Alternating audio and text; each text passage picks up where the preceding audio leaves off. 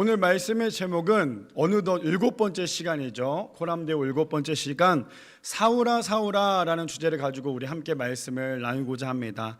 오늘 말씀 들어가기 전에요, 저번처럼 삭개오에 이야기했던 것처럼 한 사람을 소개하려고 하는데요, 이 사람의 특징을 잘 듣고 어떤 사람인지 함께 좀 맞춰보는 것도 좋을 것 같습니다. 첫 번째로 이 사람은 성경에서 최고의 명문가이자 엘리트이기도 합니다. 두 번째로 이 사람은요, 예수님을 믿는 사람들을 박해하는 데 앞장섰던 사람이기도 하죠. 세 번째로 이 사람은 스데반의 죽음 앞에 바로 서 있던 사람이기도 하고요. 네 번째, 이 사람은 예수님을 만나기 전과 만난 후에 삶이 완전히 바뀐 사람이기도 합니다. 다섯 번째, 이 사람은 예수님을 만나고 독신으로 살며 열심히 사명을 감당했던 사람입니다. 여섯 번째로, 이 사람은 감옥에도 몇 번이나 들어갔지만 절대로 주눅이 들지 않았던 사람이에요. 그리고 마지막 7번째, 이 사람은 신약 성경의 많은 부분을 쓴 저자이기도 합니다. 누굴까요? 너무 어렵죠? 바로 사도 바울입니다. 오늘은 사도 바울의 인생을 통해 예수님을 만나기 전과 그리고 예수님을 만나고 난 다음 사울이 어떻게 변화가 되었고 어떤 인생을 살았는지에 대해서 우리가 함께 말씀을 나눠보기를 원합니다.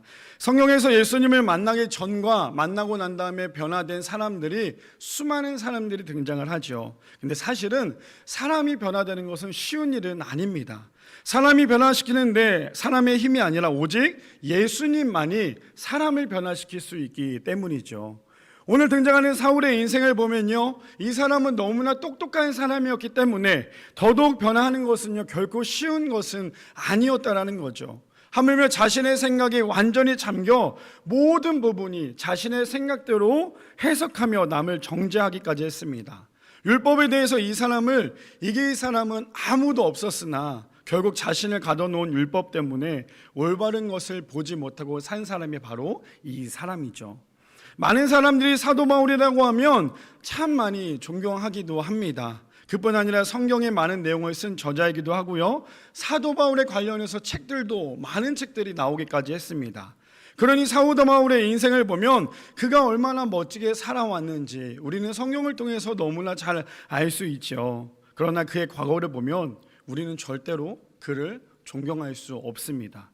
그럼에도 불구하고 사도 바울의 인생에 찾아오신 예수님께서 그의 인생을 완전히 바꿔 놓으셨습니다. 진짜 예수님을 만난 사람은요, 천천히 그 사람이 한 단계 한 단계 나아지지 않아요.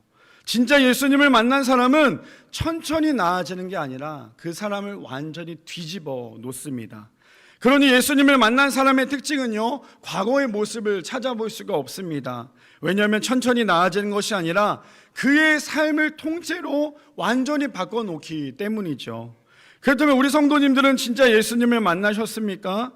오늘 이 자리에 나와서 예배를 드리고 있다면, 그리고 내가 교회를 열심히 다니고 있다면, 정말 중요한 내가 예수님을 진짜 만났다면 우리의 인생은 통째로 바뀌어버리는 아주 복된 인생이 돼버린다는 거예요.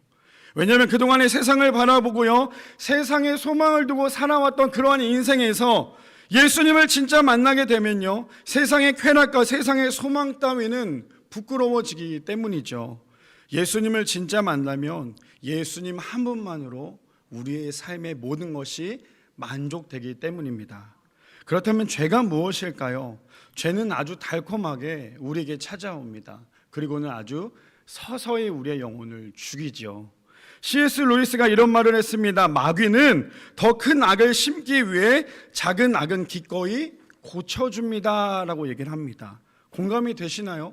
더 큰 죄를 심기 위해서 작은 죄는 이길 수 있는 힘을 주는 것이 바로 마귀의 역할이라는 거예요. 마귀는 그냥 단순히 죄를 막 쏟아 부어주는 게 아니라 더 큰 죄를 짓게 하기 위해서 우리에게 작은 죄를 이길 수 있는 힘을 주는 게 이 마귀가 하는 역할이라는 거죠. 그러니 우리는 죄로부터 절대로 속아서는 안 됩니다. 그런데요, 진짜 예수님을 만나게 되면 죄를 피하는 것이 아니라 죄가 우리의 삶 가운데 역겨워진다는 거죠. 그리고 어느 순간 매번 반복되어 짓던 습관적인 죄까지도요, 이길 수 있는 힘과 능력이 주어집니다. 우리가 대단해서가 아니라 내 안에 예수 그리스도께서 계시면 그 어떠한 죄가 온다 할지라도 이길 수 있는 힘을 우리에게 부어주시기 때문입니다. 바라기는 오늘 사도 바울의 인생을 통해 내가 진짜 예수님을 만난 사람인지 아니면 흉내만 내고 있는 것은 아닌지 점검하여 진짜 예수님을 만난 사람답게 진짜 예수님이 나의 주인이심을 깨달아 예수가 우리의 인생의 답이며 축복된 삶임을 점검해보는 사랑하는 우리 교회 성도님들 되시기를 축복합니다. 오늘 본문을 가지고 코람데오 7번째 시간 사울아 사울아 라는 주제를 가지고 우리 함께 말씀을 나눠보길 원합니다. 첫 번째로는 예수님을 만나기 전에는 나 중심의 삶을 살게 된다는 거예요. 우리 본문 1절을 함께 읽어볼까요? 본문 1절 시작. 사울이 대제사장에게 가서라고 얘기합니다. 사울이 예수님을 만나기 전의 모습은 지금 우리가 존경하고 좋아하고 있는 사울과는 정말 거리가 먼 그러한 모습이죠. 그래서 사울의 인생의 진짜 은혜인 이유는요, 말도 안 되는 짓을 했음에도 불구하고 예수님께서 그를 만지시고 바꿔주시자 그의 인생이 통째로 바뀌는 기적의 삶이 되어버렸습니다. 말도 안 되는 짓을 하고 있는 사울도요, 예수님께서 만지셨는데 하물며 우리도 예수님을 만나면 우리를 완전히 바꿔주시지 않겠습니까? 우리가 흔히 그런 말을 하죠. 저 사람은 절대로 변하지 않아. 저 사람은 죽을 때까지, 아마 눈에 흙이 들어갈 때까지 저 사람은 절대 변하지 않을 거야. 얼마나 그 사람의 독한지를 우리는 알 수 있습니다. 하물며 그런 말까지 하죠. 세상에서 가장 독한 사람을 뽑으면 1위가 누군지 아세요? 담배 끊는 사람이에요. 2위가 누군지 아세요? 술을 끊는 사람이에요. 그러면 3위가 누군지 아세요? 정답은 술과 담배를 끊는 사람이에요. 그 사람이 세상에서 가장 독한 사람이다라고 얘기합니다. 물론 많은 중독이 있겠지만 그 중에서도 술과 담배는요, 끊기가 정말 힘들 정도로 중독성이 있기 때문이죠. 그런데 술, 담배를 끊는 사람이 있습니다. 어떤 사람일까요? 예수님을 진짜 만난 사람이 술과 담배가 끊어진다라는 거예요. 서서히 줄어가면 끊어지는 게 아니에요. 내가 예수님을 만났고 내가 오늘 예배에 나왔으니까 내가 하루에 한 값씩 폈던 거 반으로 줄이고 또 반으로 줄이고 또 반으로 줄이겠다 하겠지만 진짜 예수님을 만나면요, 술, 담배가 한 번에 끊어지는 기적이 일어난다는 거예요. 그러니 금연침을 맞을 필요도 없고 알코올 중독 상담을 받을 필요 없어. 왜요? 예수님을 만나면 그 모든 것들이 끊어지는 기적이 일어나기 때문입니다. 왜냐하면 우리의 몸은 거룩한 하나님의 자녀이기 때문에 죄가 우리 안에 들어오면 우리는 거부할 수밖에 없다라는 거죠. 그래서 세상 사람들이 볼 때 하나님을 믿는 크리스천들이 세상에서 가장 독한 사람이다 라고들 말을 합니다. 그런데요, 요즘에는 세상 사람들이 볼 때 하나님을 믿는 크리스천들이 가장 독한 사람이 아니라는 거예요. 왜일까요? 교회 다니면서 술 먹고 교회 다니면서 담배 피고 교회 다니면서 믿지 않은 사람들보다 더하다 보니까 예전처럼 교회 다니는 사람들은 독해라는 말이 사라졌다라는 거죠. 제 주변에도 그런 말을 참 많이 들어요. 목사님, 우리 회사의 부장님은 장로님이신데 술을 무려 고래처럼 드셔요 라는 말을 합니다. 우리 성도님은 어떻게 생각하십니까? 하나님을 믿는 사람들이 세상보다 더하면 더했지 덜하지 않는다는 이야기를 들었을 때 우리의 마음은 어떠한 마음이십니까? 단순히 웃고 넘어갈 만한 문제가 아니라는 거예요. 왜냐하면 하나님을 믿는 사람이 그만큼 세상 사람들에 비해서 힘을 잃어버렸다는 거죠. 하물며 저는 이런 경우도 봤습니다. 운전을 하는데요, 앞에 있는 차가 너무 운전을 험하게 하더라고요. 그래서 그 앞차에 운전하는 사람이 어떤 분인지 한번 찾아뵙기 위해서 제가 열심히 따라갔어요. 그래서 그 옆에 그 차를 딱 쓰는 바람에 제가 바로 옆에 섰는데, 첫 번째 놀랬던 건 그분이, 제가 그 차가 쓰자마자 제가 옆에 딱 섰는데 그분이 창문을 내리고 있었어요. 그래서 제가 깜짝 놀랐고, 두 번째는 그분이 창문을 내린 상태에서 담배를 피고 있더라고요. 물론 담배는 운전하면서 피는 사람들 종종 보는데 그것 때문에 놀란 게 아니라 더 놀랬던 건 담배 피는 사람의 모습 그 뒤에 뭐가 있었냐면, 우리가 흔히 말하는 자동차 룸밀러 있죠. 룸밀러 앞에 아주 커다란 뭐가 있었을까요? 염주가 있었으면 참 은혜였을 텐데 가장 커다란 십자가가 그 앞에 딱 놓여져 있는 모습을 보고는 참 많이 마음이 아팠습니다. 사실 예전에 그런 분들을 보고는 어떤 생각이 들었냐면, 아니 십자가가 달려있는데 어떻게 저러한 삶을 사실 수 있지? 어떻게 예수를 믿는다고 하면서 어떻게 저럴 수가 있지라고 하면서 저의 입에서는 계속 그들을 정죄했다라는 거죠. 그런데 요즘에는 어떤 생각이 들었냐면, 예전에는 저러한 사람이라는 그 명칭에서 이제는 저런 분이라는 명칭으로 바뀌었는데요, 그래도 예수 믿으니까 저 정도겠지, 그래도 십자가를 달고 있으니까 이 정도겠지라는 긍휼한 마음이 들더라는 거예요. 하나님을 믿는 사람이 가장 큰 실수가 무엇인지 아십니까? 율법을 가지고 사람들을 정죄하는 것. 서두에도 이야기했듯이 C.S. 루이스가 말한 것처럼 큰 악을 만들기 위해 작은 악을 기꺼이 고쳐주는 것과 똑같다라는 거예요. 그래서 믿는 사람일수록 더 겸손해야 되고요, 믿는 사람일수록 진짜 크리스천의 모습을 보여줘야 합니다. 세상 앞에 절대로 굴복하라는 것이 아니에요. 세상이 우리를 보고 변하고 도전을 받아야 하는데, 크리스천이 힘을 잃어버리니까, 빛을 잃어버리니까, 맛을 잃어버리니까 세상 사람들이 믿는 사람과 믿지 않는 사람들을 구분할 수 없다라는 거예요.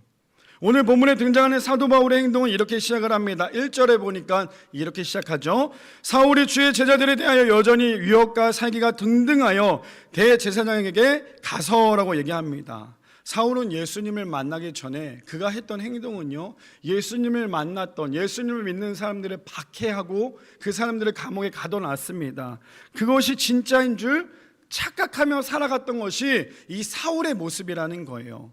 2절에 그래서 이어서 2절에 이렇게 얘기합니다. 다메섹 여러 회당에 가져갈 공문을 청하니 이는 만일 그 도를 따르는 사람을 만나면 남녀를 막론하고 결박하여 예루살렘으로 잡아오려 함이니라 라고 얘기합니다. 지금 사도 바울, 사울이 어떠한 상황인지 아실 것 같으세요? 사울은 지금 신났어요. 왜 신났습니까? 예수님을 믿는 사람들은 많지, 그 사람들을 다 잡아다 가둘 생각을 하니까 이 사울이 지금 신나 있다라는 거예요. 그러니 지금 사울은 다메섹까지 가면서 그 사람들을 잡아오려고 하는 것 아닙니까? 지금 사울이 하는 행동은요, 예수님 반대편에 서 있는 사람에게는 이 사울은 굉장한 큰 영웅이었다라는 거죠. 그러나 예수님이 보실 때 정말 안타까운 모습일 수밖에 없습니다. 그런데요, 신앙생활도 마찬가지라는 거예요. 신앙생활이 무엇입니까? 신앙생활은 하나님의 뜻대로 살아가는 것이 신앙생활이에요. 그런데 내 마음대로 교회에 오고 싶으면 오고 오기 싫으면 오지 않는 것이 신앙생활이 아니라는 것이죠. 하나님을 뜻대로 살아가는 것이 바로 신앙생활입니다. 신앙생활하면서 가장 조심해야 할 행동이 있는데요, 그것은 바로 사람들로부터 인정받는 욕구라는 거예요. 신앙생활이 사람들로부터 인정받고 싶은 욕구가 커지면 커질수록요, 내 자신의 자아가 커지면 커질수록 하나님의 영광을 가리는 행동을 하게 됩니다. 그러니 마귀가 가장 좋아하는 인정의 욕구와 질투가 사람의 눈을 가리고 만다라는 거죠. 물론 사람이 인정을 받지 않고 어떻게 일을 합니까? 그러나 사람에게 인정받으려다 하나님의 영광을 가려버리면요, 그 일은 하나님의 일이 아니라 하나님의 일을 하는 흉내만 내는 행동에 불과하다는 거죠. 지금 사울은 사람에게 인정받으려는 욕구가 너무나도 강했습니다. 예수님을 만나기 전에 사울의 모습은요, 결국 나 중심의 삶이 되어버리고 말았습니다. 사울은 누구보다도 학문적으로 뛰어난 사람이었고요, 명문가 집에서 태어난, 우리가 흔히 말하는 다이아몬드 그 집안에 태어난 이 사람이었다는 거죠. 그러나 부러울 것 하나도 없었던 다이아몬드 수저의 삶이었고 또 그러한 삶이었는데요, 그러니 남들에게 더 많은 인정받고 싶은 욕구가 얼마나 컸겠습니까? 제가 청소년 집회할 때마다 아이들에게 꼭 하는 말이 있어요. 이번에 우리 청소년 아이들 중에 이 단어의 은혜를 받았다라고 얘기를 하는데요, 수련회가 시작을 하고 기도하다 보면 기도에 불을 붙이는데 참 쉽지 않아요. 평소에 훈련이 잘 되어 있다면 금방 기도의 불이 붙겠지만 이 기도의 불을 붙이는데 꽤 오랜 시간이 걸립니다. 그러다 아이들에게 이러한 말을 했어요. 좀 언어를 순화하자면 하나님 앞에서 절대로 힘주지 마라고 얘기를 했습니다. 사실 이거 좀 더 강한 언어로 얘기를 해야 되는데 우리 성도님들 이해해 주실 거라 믿습니다. 뭐라고 애들한테 얘기했냐면 하나님 앞에 가오 잡지 마. 제가 그런 얘기를 했습니다. 왜요? 우리가 하나님 앞에서 가오를 잡고 힘을 주면 하나님을 만날 수 없기 때문이죠. 신앙은 내 삶이 중심이 되고 하나님 앞에 힘을 주는 순간 우리는 진짜 예수님을 만날 수 없습니다. 바라기는 예수님을 만나기 전에 우리의 모습은 어떠하셨습니까? 그리고 지금 예수님을 만나고 난 우리의 모습은 어떠하신가요? 이단에서 나온 사람들, 그리고 타 종교에서 나온 사람들은요, 진짜 예수님을 만나고 난 다음에 그들의 모습은 그 삶 자체가 통째로 바뀌어 버렸습니다. 어설프게 인생이 바뀌는 것이 아니라 예수님을 만나면요, 진짜 우리의 인생이 완전히 바뀌어 버린다는 거예요. 우리의 인생의 답은 세상이 아니라 예수님이 답임을 확실하게 믿어 예수님으로 충만한 복된 인생이 되시는 사랑하는 우리 교회 성도님들 되시기를 축복합니다. 두 번째로는요, 진짜 은혜는 말씀이 들리는 순간이라는 거예요. 우리 본문 4절에서 5절 함께 읽어볼까요? 시작. 땅에 엎드러져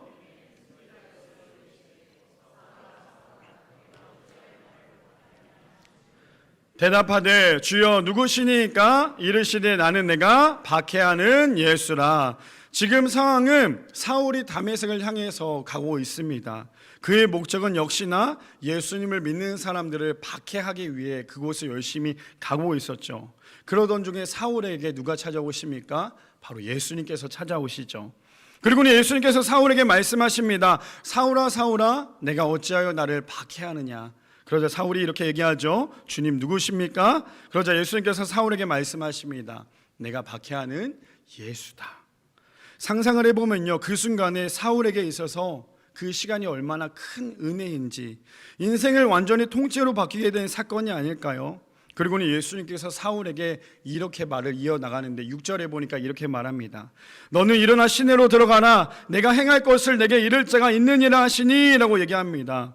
이미 예수님께서는 사울을 통해 미리 모든 것을 다 준비하고 계셨다라는 거죠. 그런데 놀라운 것은 7절에 같이 가던 사람들이 소리만 듣고요, 아무것도 보지 못한 채 멍하니 그 자리에 서 있었습니다. 그 순간 예수님께서 사울을 가만두지 않으셨어요. 훈련을 시키기 시작을 합니다. 그동안에 세상만 바라봤던 눈, 세상으로 인해 모든 것을 만족했던 사울의 눈을 완전히 가려버립니다. 그뿐 아니라 눈이 보이지 않으니 혼자 걸을 수도 없어서요, 다른 사람의 부축에 의해서 이 사울은 걸어갈 수밖에 없었다라는 거죠. 그리고는 무려 사흘 동안 보지도 먹지도 마시지도 못하게 만드셨습니다.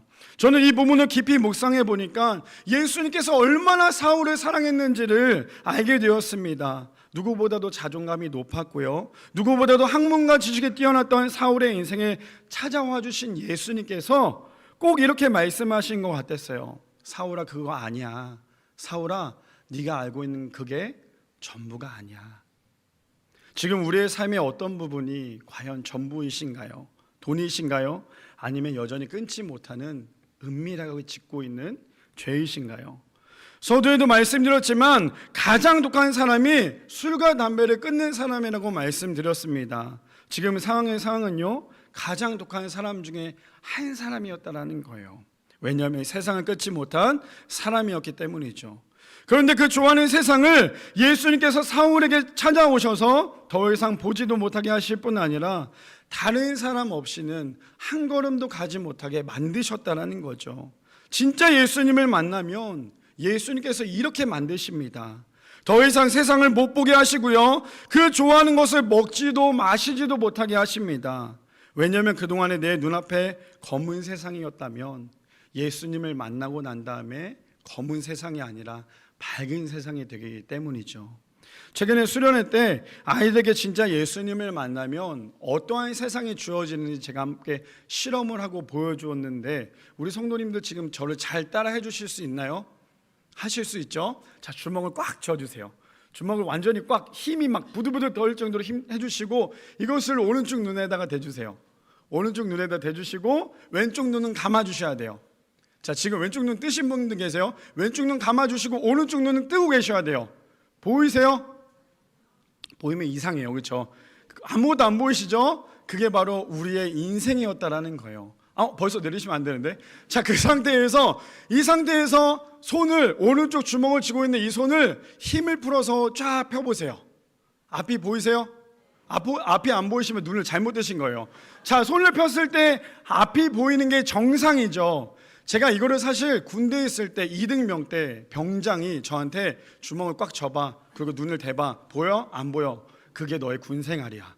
저에게 얘기를 했는데, 이거를 제가 청소년 집회에 다니면서 아이들에게 항상 했던 거 뭐였냐면, 주먹을 쥐고 안 보이죠? 이게 너네들의 인생이야. 그런데 너네들의 주먹에 꽉 쥐고 있던 이 주먹을 너네들의 힘을 풀어서 쫙 피면 앞이 보이듯이 우리의 인생 가운데 우리가 힘을 다해 있다면 예수님을 만날 수 없지만, 너네들의 주먹을 피듯이 우리의 몸을 다 내려놓으면 그제서야 보이는 것은 예수님이 우리와 함께하는 그 길이야 라고 말씀을 드렸습니다. 바라기는 우리의 인생 가운데 우리는 힘을 줘서 주님을 만날 수 없어요. 우리는 여전히 아직도요, 주먹을 꽉 쥔 상태에서 여전히 내 오른쪽 눈을 가리고 있다는 거예요.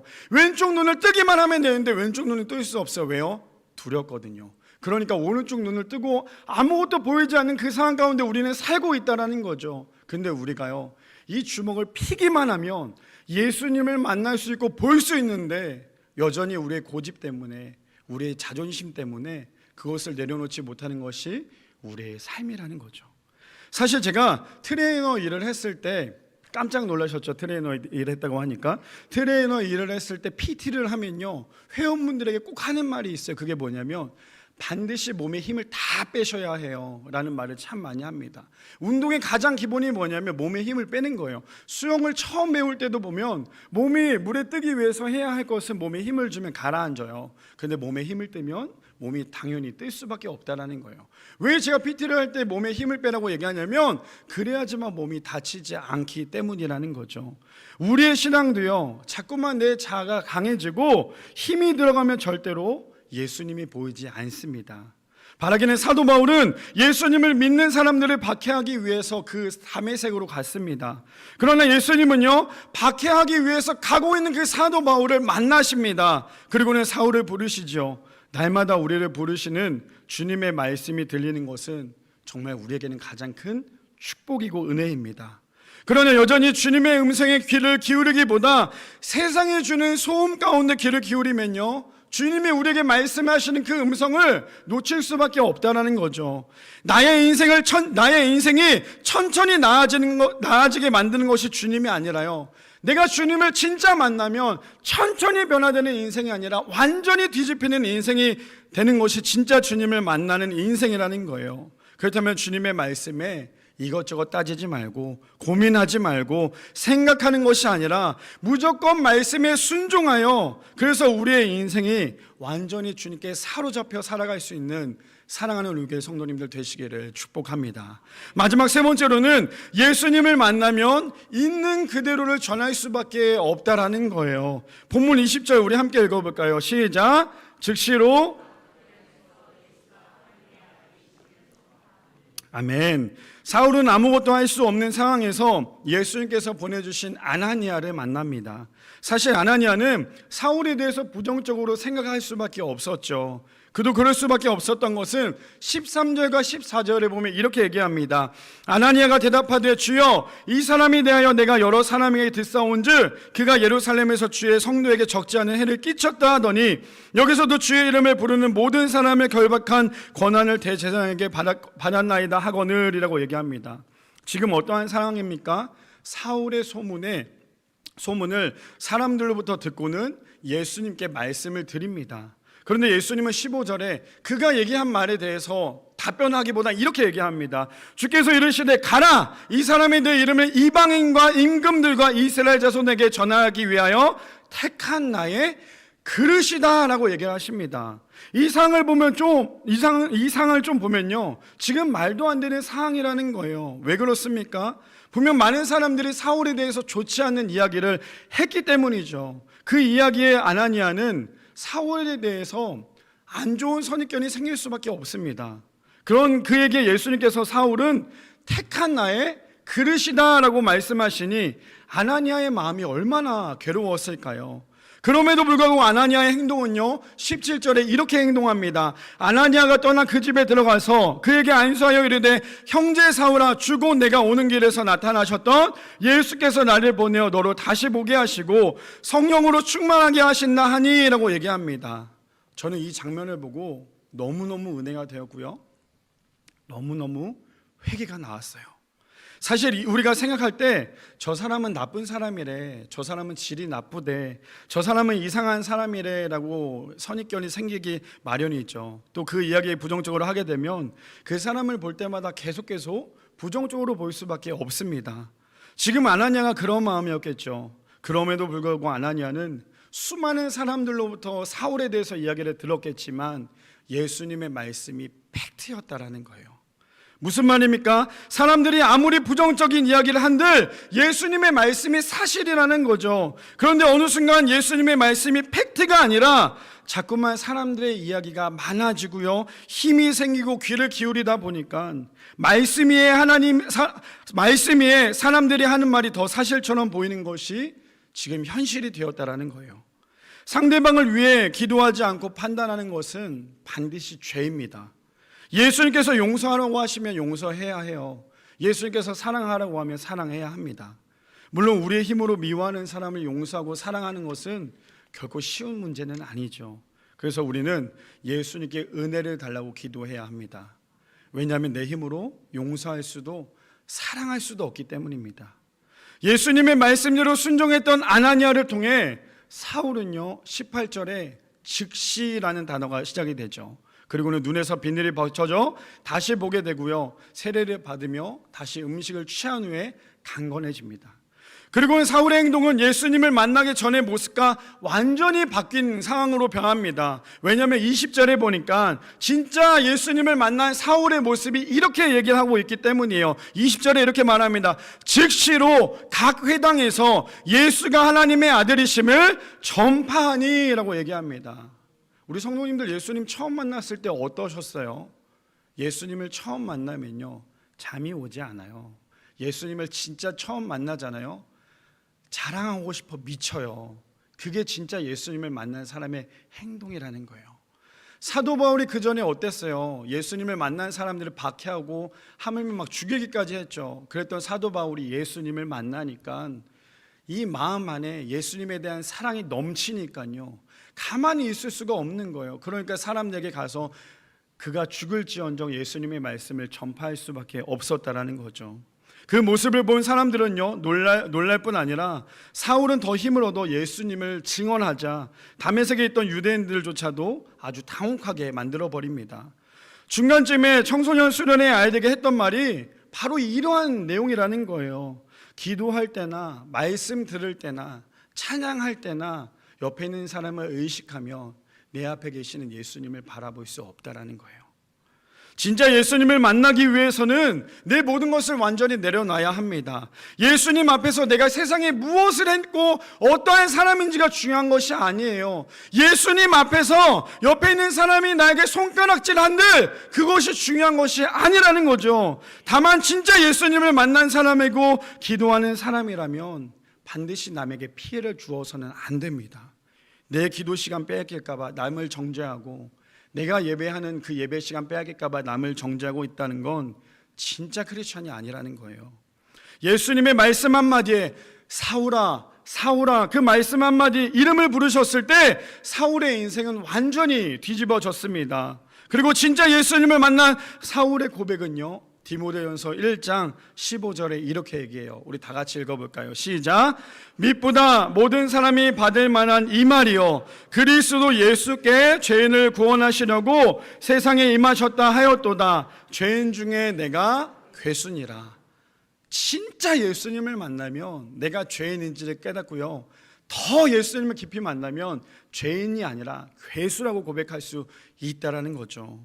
바라기는 진짜 예수님을 만난 것을 확인하는 방법은 내 자신을 끊임없이 돌아보면 됩니다. 내가 진짜 죄인인지 아니면 죄인인 척만 하고 있는지를 알 수 있습니다. 사울이 예수님을 만나 인생이 완전히 뒤집어졌던 것처럼 우리의 인생에도 그러한 은혜가 있어서 우리가 예수님을 만나기 전과 만나고 난 다음에 그 인생을 통해 믿지 않는 사람에게, 내 주변에 있는 사람에게 은혜로운 간증이 넘쳐나는 사랑하는 우리 교회 성도님들 되시기를 축복합니다. 사실 오늘 이 말씀을 준비하면서 사울과 저의 인생을 한번 비교해 봤어요. 과연 나는 어떠한 인생이었는지.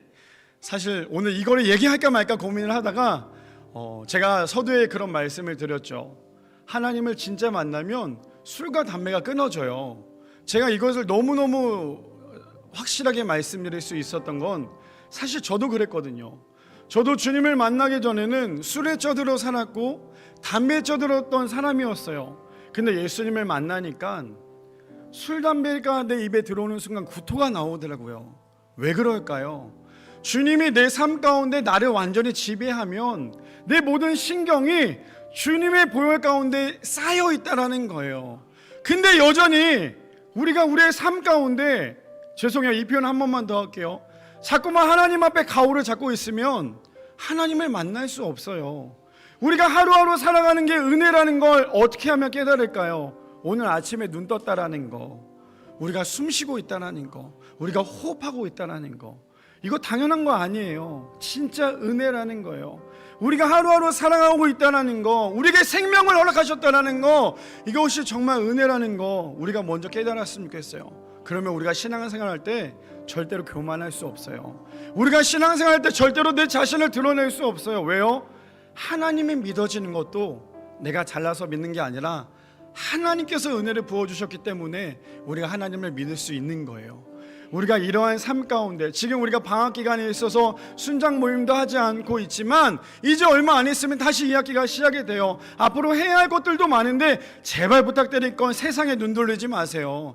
하나님 보고 따라가기에도 시간이 너무너무 부족해요. 우리의 인생 앞으로 살아봤자 얼마나 살겠어요. 앞으로 살아봤자 100년밖에 되지 않은 그 인생 가운데 세상 쫓느라 그 인생 허비하게 보내지 말고 사도 바울처럼 예수님을 만났을 때 완전히 뒤집어졌던 것처럼 우리의 인생이 뒤집어졌다면 뒤집어진 상태로 살아가야 되는 것이 우리의 인생 아닐까요? 우리 이 시간에 함께 기도하기를 원합니다. 이렇게 기도할까요? 말씀을 생각하면서 예수님을 만난 사람답게 살아갈 수 있도록, 세상의 소음에 귀를 기울이는 것이 아니라 하나님의 말씀 가운데 귀를 기울이며 살아갈 수 있도록, 나보다 남을 낮게 여기고 언제나 겸손하게 섬기며 하나님의 영광만 드러낼 수 있는 우리의 믿음이 되게 해달라고, 우리 이 시간에 이것을 놓고 다 같이 함께 주여 부르시고 기도하겠습니다.